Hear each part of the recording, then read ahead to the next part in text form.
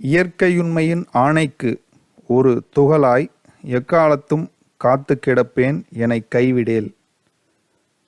இது பார்த்தீங்கன்னா, இயற்கையுண்மை அப்படின்ற ஒரு பேராற்றலினுடைய ஆணைக்கு அவருடைய ஒரு ஒரு ஆணைக்காக ஒரு துகள் ஒரு துகள்னு பார்த்தீங்கன்னா, இப்போ அணுவை விட சிறுசாக இருக்கக்கூடியதோ இல்லை அணுவோ அது மாதிரி ஒரு ஒரு துகள் மாதிரி ஒரு ஒரு ஒரு தூசி மாதிரி ஒரு துரும்பு மாதிரி காத்துக்கிட்டு இருப்பேன்.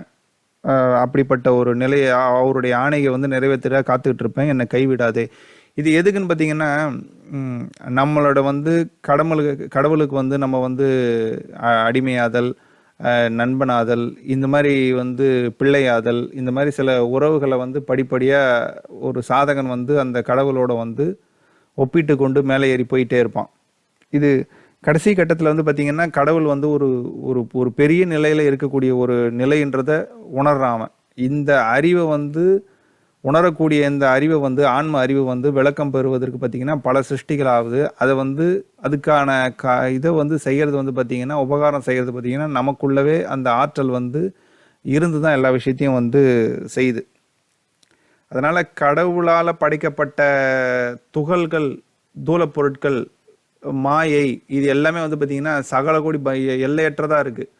அந்த துகள்கள்லாம் பார்த்தீங்கன்னா கடவுளால் எப்படி இதை செய்யணுன்றது அதுக்கு எப்படி விதிச்சிருக்கோ அதுபடி தான் அது எண்ணிய காலம் வரைக்கும் அது எல்லாமே பண்ணிக்கிட்டு இருக்கு. அவைகள் எல்லாமே பார்த்தீங்கன்னா கடவுளுடைய முழு கட்டுப்பாட்டில் இருக்கும். அந்த துகள்கள், அந்த மாயிலேருந்து இருக்கக்கூடிய தூளப்பொருட்கள் எல்லாமே, ஆட்டம்ஸு, வேற என்ன சொல்கிறது, நியூக்ளியஸு, அதுக்கப்புறம் பார்த்தீங்கன்னா,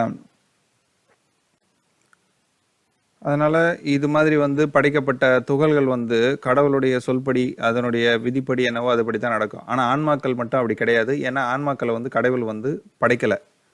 கடவுள் படைக்காததுனால ஆன்மாக்கள் பிரபஞ்சத்தில் அதுவும் அனாதியாக இருக்கிறதுனால அது கட்டுப்பாடு இல்லாமல் அது இயங்கிக்கிட்டு இருக்கு.